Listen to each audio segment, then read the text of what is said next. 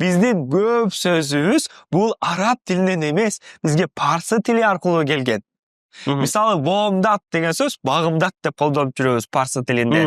Хуфтан, куптан, тозок, орозо, руза деген сөз. Бирок чындап эле намаздын аттары өзү араб тилинде такыр башкача болот. Ооба. Демек бизге ошол диний түшүнүктөр, ислам дининин сөздөрү бул парсы тили аркылуу келген бизге. Ошондуктан биз багымдат деп туруп, куптан деп туруп, орозо кармап турупчу, биз мусулмандыгыбыздан тайдыкпы? Жок. Эң мыкты мусулмандыгыбызды көрсөтүп келатабыз. Дал ошол сыяктуу араб тилиндеги мисалы барака деген сөздү биз береке деп эле колдонуп жатабыз, Вакил дегенди өкүл деп, хукмет дегенди өкмөт деп колдонуп жатпайбызбы? Бул жерде өздөштүрүү, тил өзүн өзү сактап калуу үчүн адаптациялайт, ыңгайлаштырат. Бул сөздү мен улам колдонууга мажбурмун.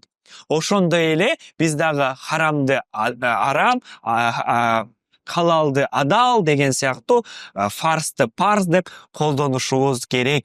Бул динге тиешеси жок, бул араб тилине тиешеси болот. Араб тилинен алынган сөздөрдү биз өзүбүзгө өздөштүрүп атабыз. Тилибизди сактап калуу максат.